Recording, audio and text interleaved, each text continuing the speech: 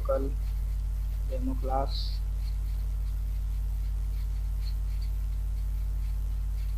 ये 27, ठीक है, हमारा आंसर करेक्ट है। मीन्स ये है कि जब हम कोई ऑब्जेक्ट बना रहे हैं तो ये जो क्लास है ये ऑटोमेटिकली कॉल हो रही है, और इसमें जो ग्लोबल वेरिएबल है बैलेंस 15 इसमें है, ये हम कोई वैल्यू असाइन कर दी है, ठीक है। तो ये ऑटोमेटिकली कॉल हो रहा है जैसे हम कोई ऑब्जेक्ट बना रहे हैं और उस ऑब्जेक्ट का यूज़ कर रहे हैं। तो ये पहले सबसे पहले कंस्ट्रक्टर कॉल हो रहा है, और उसके अंदर जो वैल्यू है वो ग्लोबल वेरिएबल जो वैल्यू है उसमें हम वेरिएबल जो है उसमें हम वैल्यू असाइन कर रहे हैं ऑटोमेटिकली, और उसके बाद फिर हम सारे टास्क को परफॉर्म कर रहे हैं जैसा कि हम यहाँ पर दे रहे हैं, ठीक है।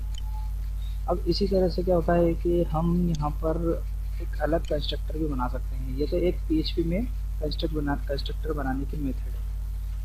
तो इसमें कभी कभी हम क्या कर सकते हैं कि किसी भी क्लास के नाम से भी कंस्ट्रक्टर बनता है। जैसे कि हमने जो क्लास बनाई है तो हम यहाँ पर चाह सकते हैं कि यहाँ पर हम अकाउंट के नाम से भी एक कंस्ट्रक्टर बन सकता है। अगर मैं इससे इस तरह से भी देता हूँ तो ये भी कोई गलत नहीं है, ठीक है। यहाँ पर इसे 20 कर देता हूँ।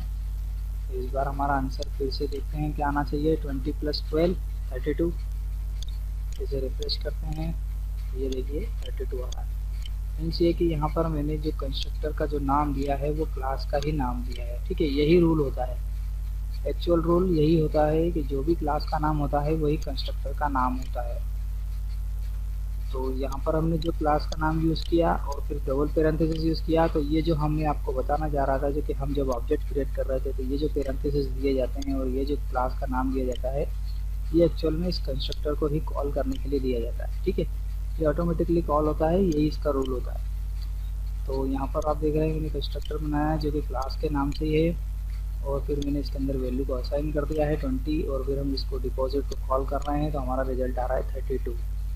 तो इसके पहले मैंने जो आपको बताया है कि ये जो कंस्ट्रक्ट यूज़ होता है,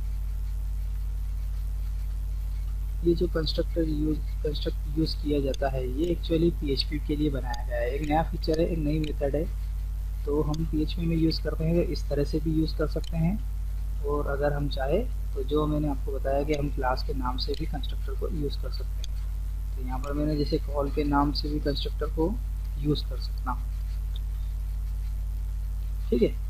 तो हमारा रिजल्ट जो आ रहा है वो सही आ रहा है। अब इसी तरह से आगे बढ़ते हैं, हम इस कंस्ट्रक्टर में आर्गुमेंट भी पास कर सकते हैं, ठीक है। ये कंस्ट्रक्टर जो है ब्लैंक जा रहा है, इसमें कोई आर्गुमेंट नहीं दिए जा रहा है, लेकिन अगर हम चाहें तो यहाँ पर आर्गुमेंट भी पास कर सकते हैं। फॉर एग्जांपल यहाँ पर मैं एक वेरिएबल बनाता हूँ $A, $B।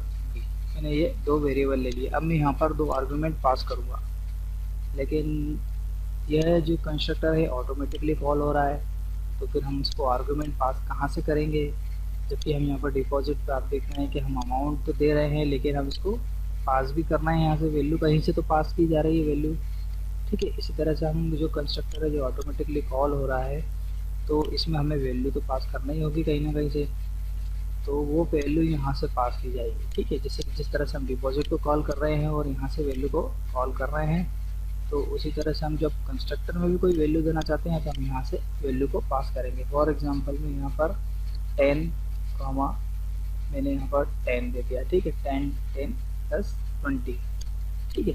और इसी तरह से यहाँ पर मैं